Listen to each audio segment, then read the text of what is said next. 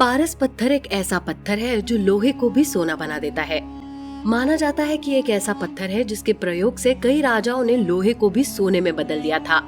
लेकिन हैरान कर देने वाली बात यह है कि आखिर ये पारस पत्थर कहाँ से आया था और अब कहाँ है। क्या पारस पत्थर समुद्र मंथन से ही निकला था या फिर इसका कोई और रहस्य है? आज हम आपको पारस पत्थर के बारे में बताने जा रहे हैं जिसके छूते ही लोहा भी सोने में बदल जाता था। दोस्तों, पारस पत्थर के बारे में कई अलग अलग किंवदंतियां है। साथ ही कई लोग इस बात का दावा भी करते हैं कि राजस्थान का एक किला है।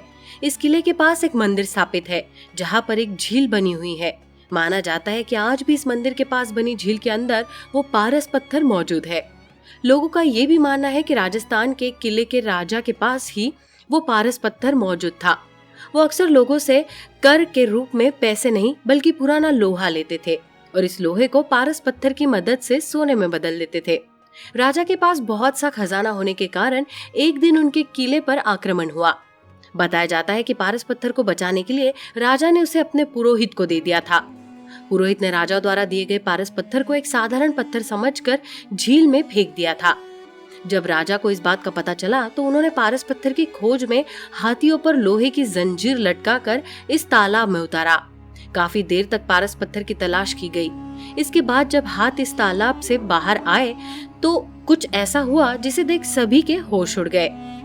लेकिन आगे बढ़ने से पहले यदि आप हमारे चैनल पर नए हैं तो चैनल को सब्सक्राइब अवश्य करें और नीचे दिए घंटी के बटन को दबाना ना भूले ताकि हमारे नए अपडेट्स आपको मिलते रहे। दरअसल एक हाथी पर लगी लोहे की चेन सोने में तब्दील हो चुकी थी। इसके बाद फिर से तालाब में पारस पत्थर को ढूंढा गया, लेकिन तमाम कोशिशों के बाद भी पारस पत्थर उनके हाथ नहीं लगा।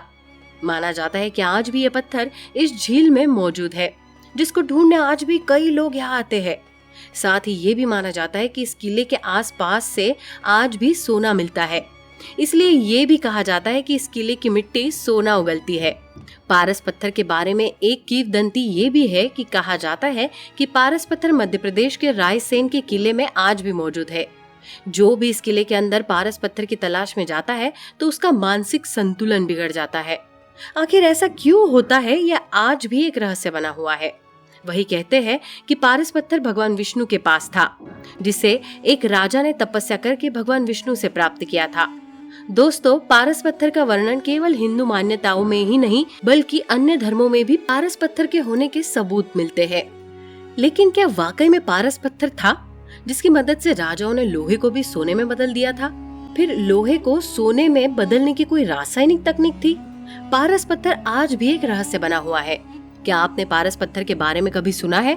आप हमें कमेंट करके जरूर बताइएगा और इस वीडियो को ज्यादा से ज्यादा लाइक और शेयर भी जरूर कीजिएगा।